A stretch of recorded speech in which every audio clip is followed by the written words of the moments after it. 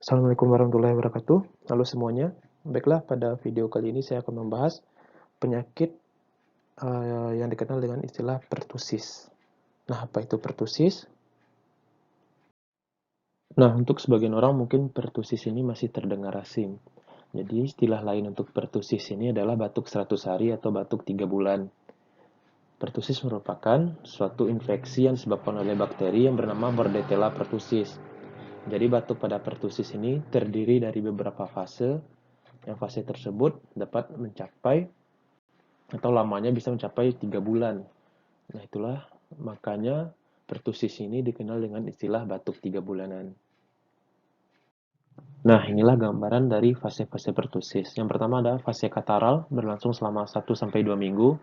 Fase kataral merupakan fase di mana pertusis tidak menunjukkan gejala yang signifikan. Gambaran klinis pada fase kataral ini biasanya hanya flu-like syndrome biasa, batuk pilek biasa, sehingga susah dibedakan pertusis dengan gejala batuk lainnya. Kemudian fase paroksimal. Fase paroksimal berlangsung selama 2-4 minggu.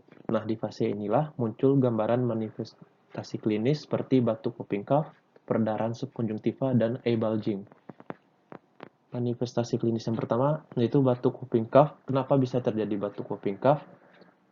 Batuk whooping cough dapat terjadi karena pada fase paroksimal, pada silia pernafasan pasien itu terdapat kuman Bordetella, sehingga mengakibatkan rasa yang amat gatal yang memicu terjadinya batuk secara terus-menerus. Pada saat pasien batuk secara terus-menerus, disinilah usaha pasien melakukan pernafasan. Jadi pada saat batuk, pasien berusaha untuk bernafas, sehingga terdengar bunyi batuk seperti whooping cough. Nanti akan saya tampilkan bunyi suara whooping cough.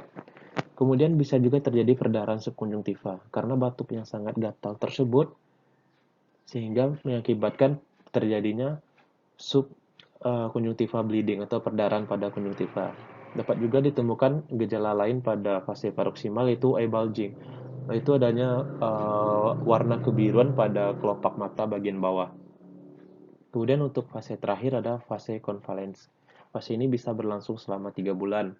Nah, pada fase ini batuk sudah seperti batuk kronik biasa lainnya.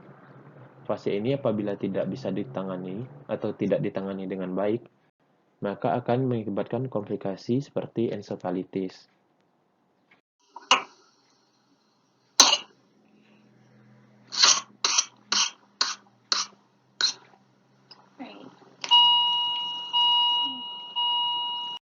Kemudian kita masuk ke penata laksanaan.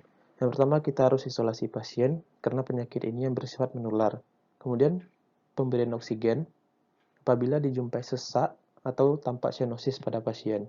Kemudian untuk pilihan antibiotik pada anak kita berikan erythromycin dengan dosis 40-50 mg per kilogram berat badan per hari terbagi dalam 4 dosis selama 14 hari. Apabila tidak ada erythromycin dapat kita berikan clarithromycin atau azithromycin. Namun first line tetap kita berikan erythromycin.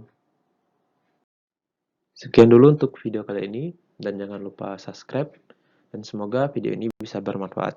Terima kasih.